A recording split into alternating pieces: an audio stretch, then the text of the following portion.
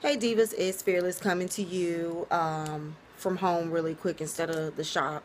Day 3 of the SACHA Cosmetics. And before I forget, on my lips is Revlon Icy Violet with a BUXOM lip gloss over it. And I can get the name of the BUXOM for you if you need that combo. And on my eyelids, I am still doing pigments in the eyelid part, loose pigments and stuff, trying to use up my pigments. And I think the ones that I've used the last couple of days are from Mica Cosmetics and BITCHSLAP Cosmetics.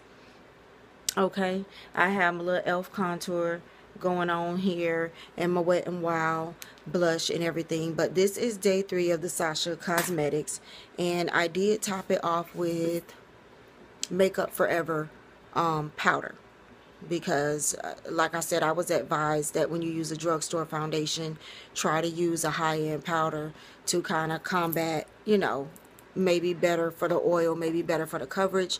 So far with me doing that this week, I do like it. I have noticed that the oil doesn't come through as fast when I use a drugstore foundation and a high-end powder.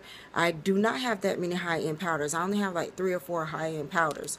So that may be something that I have to invest in next for my drugstore foundations, because I do have a lot of drugstore foundations and I have more high-end foundations than I do high-end powders. So I definitely need to get more high-end powders. I think the only high-end powders I have is Clinique. I have Makeup Forever, I have a Kat Von D, which I consider Kat Von D high-end, and I try to save her for when I'm going out because that's an awesome powder. I have a Lorac powder. I have a MAC powder. I guess I can put that along the ends of high-end powder, like something that you don't find in Walgreens or CVS or Target.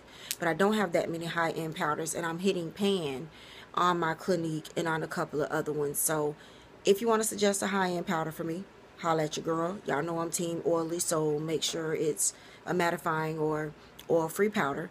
But this is day 3 of the SACHA Cosmetics. I am loving it.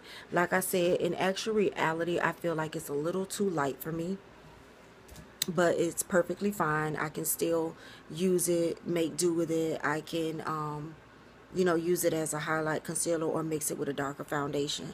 But I do think that if you want to give this foundation a try, my 3-day review is to go ahead and try it out. It's not more expensive than what we already buy. Alright, so that is it. Don't forget, makeup is not one size fits all. Leave your questions down below. Photos will be on Instagram, FearlessFiend1, and don't forget to plan your makeup.